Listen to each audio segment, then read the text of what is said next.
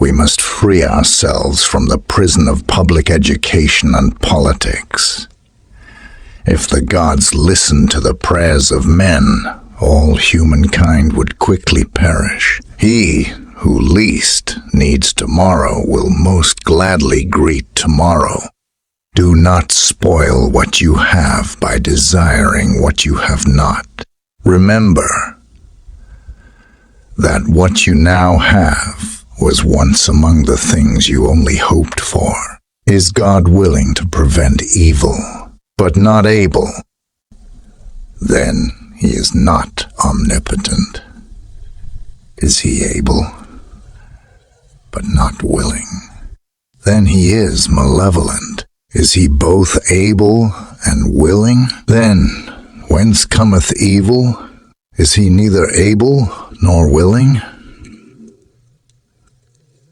Then why call him God? Why should I fear death? If I am, death is not. If death is, I am not. Why should I fear that which can only exist when I do not? You don't develop courage by being happy in your relationships every day. You develop it by surviving difficult times and challenging adversity.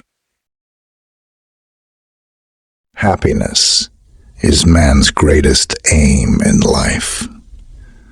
Tranquility and rationality are the cornerstones of happiness. The things you really need are few and easy to come by, but the things you can imagine you need are infinite, and you will never be satisfied. Of all the things which wisdom provides to make us entirely happy, much the greatest is the possession of friendship. Not what we have, but what we enjoy constitutes our abundance. We should look for someone to eat and drink with before looking for something to eat and drink. Being happy is knowing how to be content with little. Live your life without attracting attention. If God listened to the prayers of men, all men would quickly have perished, for they are forever praying for evil against one another. Men, believing in myths, will always fear something terrible, everlasting punishment as certain or probable. Men base all these fears not on mature opinions, but on irrational fancies, that they are more disturbed by fear of the unknown than by facing facts. Peace of mind lies in being delivered from all these fears. He who has peace of mind disturbs neither himself nor another. The pleasant life is not produced by continual drinking and dancing, nor sexual intercourse, nor rare dishes of seafood and other delicacies of a luxurious table. On the contrary, it is produced by sober reasoning, which examines the motives for every choice and avoidance, driving away beliefs which are the source of mental disturbances. Pleasure is the first good. It is the beginning of every choice and every aversion. It is the absence of pain in the body and of troubles in the soul. Death does not concern us, because as long as we exist, death is not here. And when it does come, we no longer exist. In a philosophical dispute, he gains most who is defeated, since he learns most.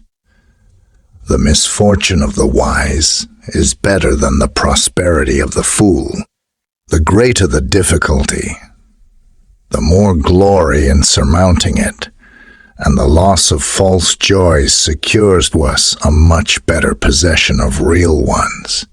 Death is nothing to us, since when we are, death has not come, and when death has come, we are not.